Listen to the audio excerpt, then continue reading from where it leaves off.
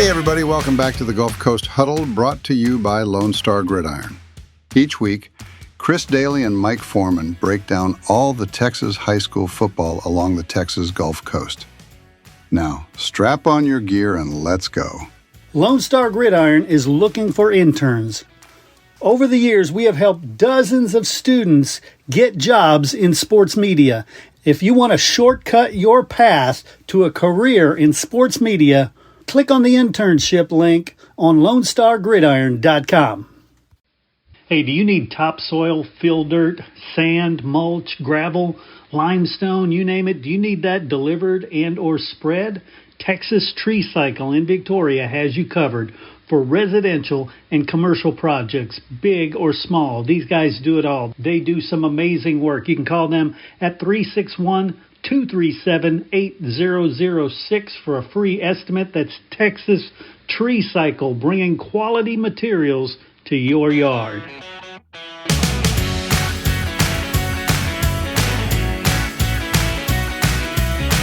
All right, everybody, join me in welcoming the one and only Mike Foreman to the show. Coach, that's Coach. Mike, how are you doing? I've talked to so many coaches. Yeah, I know. I did used to call everybody Coach myself. I know. So, doing okay. Just, getting ready for another week of football. It's kind of I don't want to say a slow week, but quite a few teams, I think, are taking a bye this week.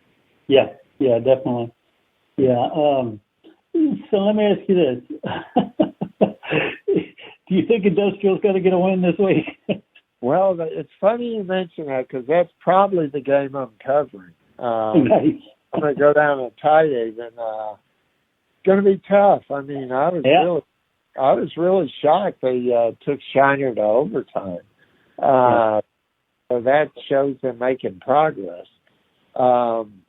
It's going to be tough against Tidehaven. I mean, we know how good Tidehaven is. Both sides of the ball. So, I guess the good thing, I believe Industrial, didn't they have the bye the first week? I think so. I would have to look, yeah. Yeah, I'm pretty sure.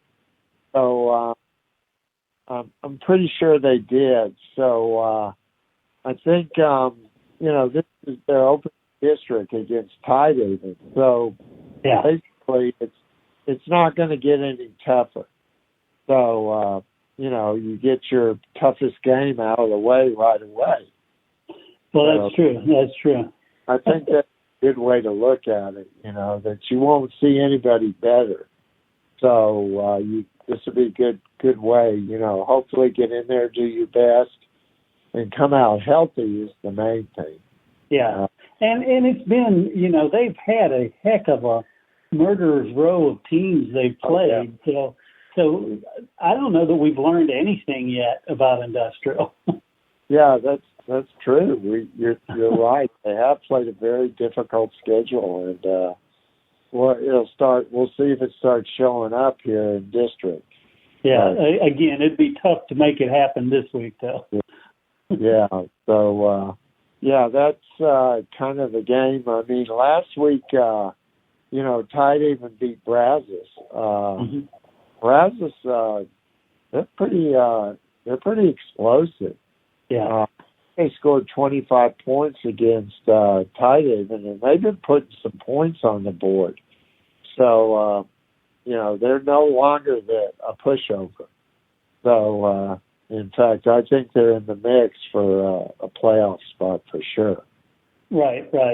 And then if you go over to Ganado, as expected, they had a easy win against Latonia. It wasn't an 84-point win like last year. But it was still good. Yeah. In fact, I thought about this week going to Ganado, but they have Kennedy. Yeah. But after the way Schulenberg handled Kennedy, I just don't see it. Ganado should be able to take care of business there. Right. I think the game in that district this week that's really interesting is you have Weimer and Schulenberg. Yeah, no doubt. And those are rivals. and Weimer had to bye the first week, and of course Schulenburg beat Kennedy. So I think this might give you an idea of who Ganedo's toughest opponent will be. So, yeah, that's true. And yeah. who do you have in this one? It's at Schulenburg.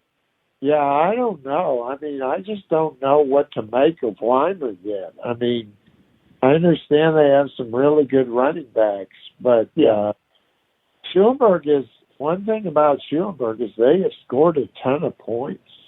It just hasn't been able to stop people, which it did last week against Kennedy.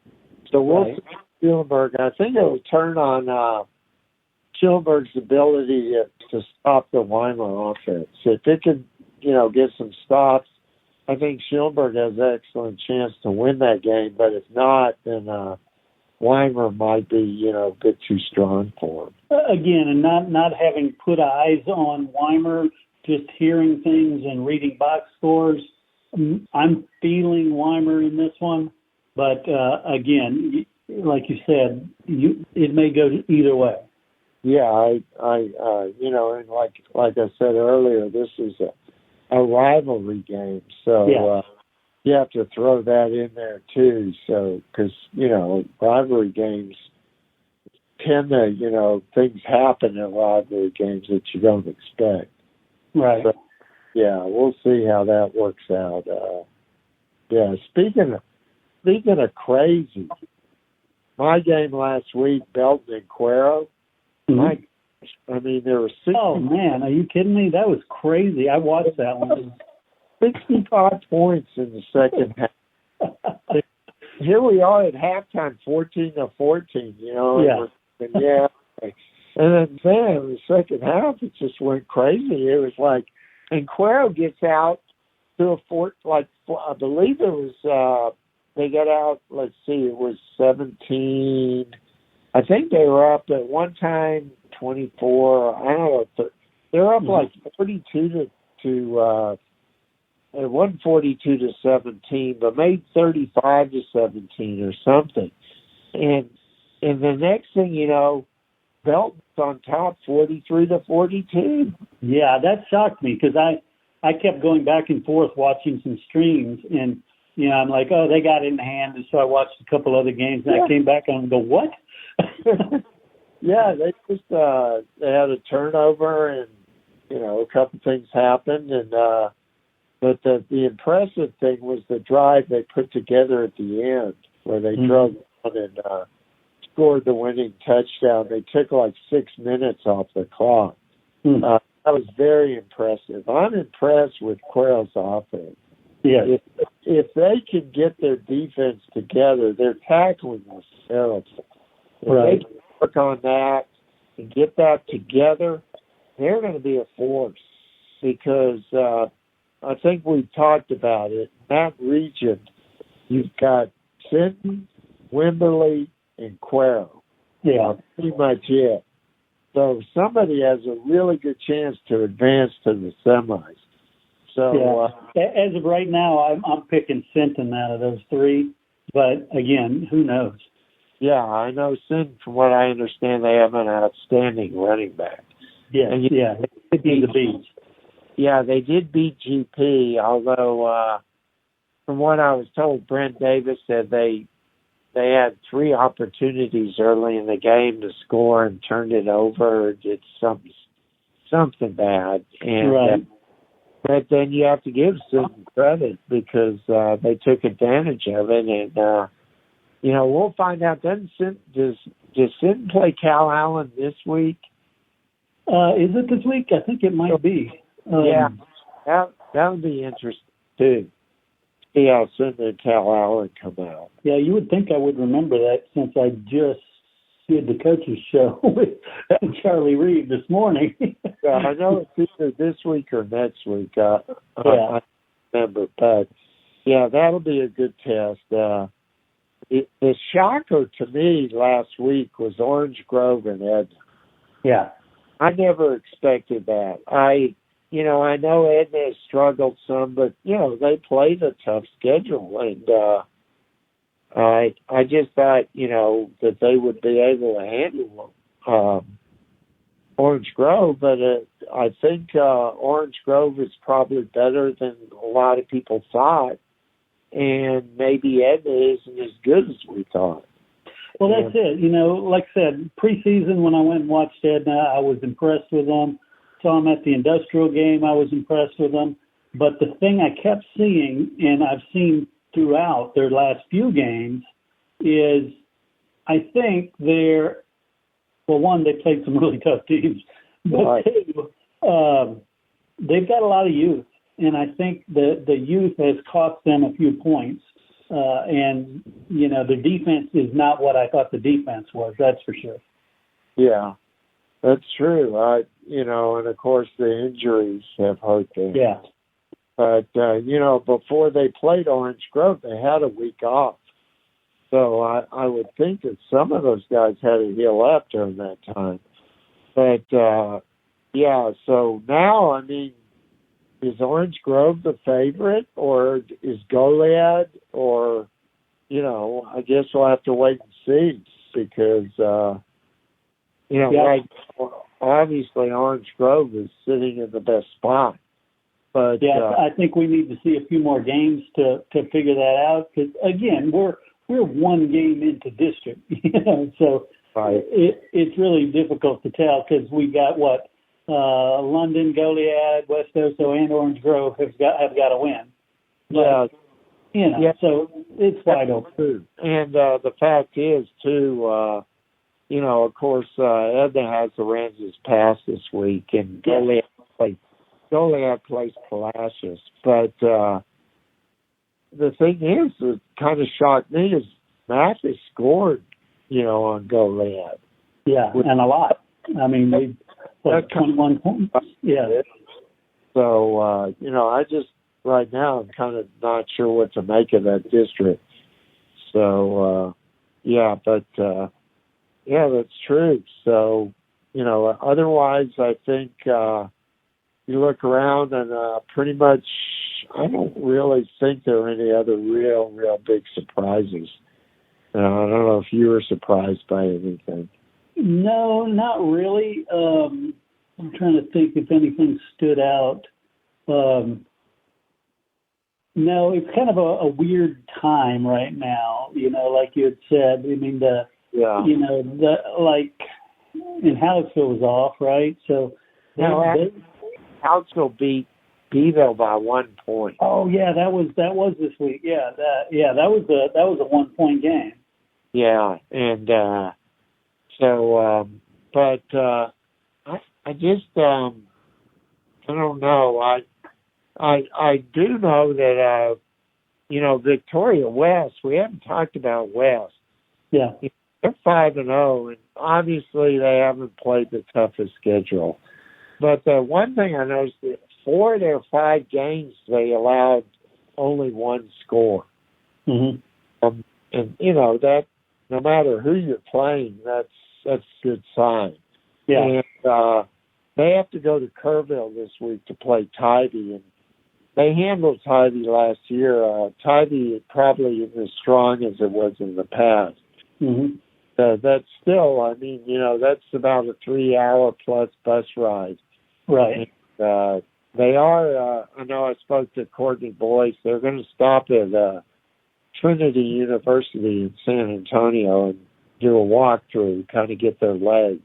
Nice. But, yeah, this will be a good tell for them. I'm curious, and because Coach Boyce was telling me that Tybee is one of those fast-paced offenses. Like they snap the ball within 9 seconds usually. Mm. You know, Yeah. so they have to be prepared for that. You know, Yeah. there's always 2 sides to that. I mean, you know, you go fast, a lot of times you catch the defense out of position. But the problem with that is if you have a 3 and out or something, right, your defense is going to get gassed. And, yeah, that's true. And so you get to the fourth quarter, and a lot of times, you know, that's when it really hurts you. So we'll see. You know, we'll get a good tell on West this week. Yeah. Hey, let me ask you this about Rockport Fulton, right? They're playing Hallettsville this week. But if you look at their record, they're 2-3. Those 3 losses, though, they've scored a lot of points against some good teams. Orange Grove, they put up 28. Cal Allen, they put up 36. I mean, so what do you think of Rockport Fulton? Because I think they could challenge. They should get a playoff spot just because it's such a small district. But I think they have a good team this year. Yeah, I'm sure they do. I know Chris Sosa. I'm sure he's going to do a good job. There was there's one game maybe that surprised me that they lost. But, I think Kincaid, yeah. Yeah, of course, you don't know. Like right. we talked about with privates, you have no idea. Yeah. But, I think Rockport, I don't know if they're in a position yet to challenge Quail or Sinton. Right. But, I do think they're better. And, as long as Sosa's there, I think they're going to be, I'd say that game with Hallettsville is a toss-up right there. Oh, I think so. I mean, my only thing that makes me pay attention to Rockport right now is the points they put up against Orange Grove and Cal Allen. Because that tells me, especially if Cuero hasn't gotten that defense together, they could sneak up on them and surprise them. Yeah, they could score on them. I just don't think they're going to be able to stop Cuero. That's true. And, the weird thing about that district, and probably nobody, Robstown's in there 5-0. Yeah, isn't that crazy? I mean, now, granted, look at who they played. I mean, right. But still, I mean, Robstown is not exactly what you would call a traditional football power. In fact, they've had some really bad years. Yeah. But congrats to them. I mean, they've done something. And another team that's done it too is Nixon Smiley. Oh, that's true. They're 5-0 too, but unfortunately for them, they have to play Pope this week. But to me, that'll show you how, where are they? Are they, or is this a fluke? Is this they're playing teams, or are they really better? I suspect that Nixon Smiley's better. Right. They had a coaching change last year, and the coach came in from Coach Kirby came in from Lavernia, which has a good program. Very good. And I think one of his assistants was also at Lavernia. So they're, I'm sure they're improving things up there. So, that'll be interesting too. But, we're starting to get into it now. We're, another week or two, I think we're going to have a good feel for, what's going on. Well, the important part is for most teams in the state right now, the games count. There's still a couple that have one more pre-district game, but most of them are playing district games, so it's win or you miss the playoffs. Yeah, and the other thing is, like for 5A and 6A, you're starting to talk about seeding where, if you get first or second, you get that first thing at home, which is, in fact, Courtney Boyce brought that up to me. Last year they had to go on the road because Bernie and Alamo Heights were like the top 2 seeds. So, that's very important. I mean, you want that first game at home. Yeah, definitely if you can, for sure. I think I may have brought this up at a coaching school, the UIL. They were talking about it. They're talking about doing this for every classification, but putting a mileage limit on it. So if there's more than X amount of miles, you have to go neutral. Right. But, if it's not, which, I guess, you have some teams in West Texas that are, and then, of course, too, you look at Refugio, they're in District 15 and 16's in the Valley. Mm-hmm. So there you might have that go by. But I like that. Me too. Because it rewards you for, finishing better. And and to finish strong, too, because a lot of teams they're like, hey, we made the playoffs. We need to pull back on the reins a little bit. Yeah, and not only that, and I've known this to be the case, a lot of times, this is back before you had the divisions, before you went in the playoffs. Mm-hmm. A lot of times teams, I don't want to say they lose intentionally, but they might hold out a player or two, and so they could get what they perceive as a little better bracket. Right. So that's something that you need to look at. But I really do hope the Legislative Council improves that. Yeah, I agree. I agree completely. Well, cool. So are you going to the Industrial Tidehaven game? I'm going to Elmaton. Nice. Yeah, I got to check out the sunsets there are incredible. Trust me on this. Yeah, I've been thinking I need to get to one because David Lucio, he's just a fun guy. I want to go to one of his games. I haven't been yet this season. Yeah, so it'd be worth seeing. I mean, they're very good, and I know last week Bryce Leva just had an incredible game. Both offensively and defensively, and he also actually returned an onside kick attempt for a touchdown. Nice. Tidehaven is pretty impressive this year, so it'd be worth your while. Cool. Well, sounds good, Mike. Once again, thanks for all your info and update, and I look forward to, if I don't see you on the field, talking to you next year. Or next week. Next week, yeah. Okay, Chris. Have a good week. You too. Take care.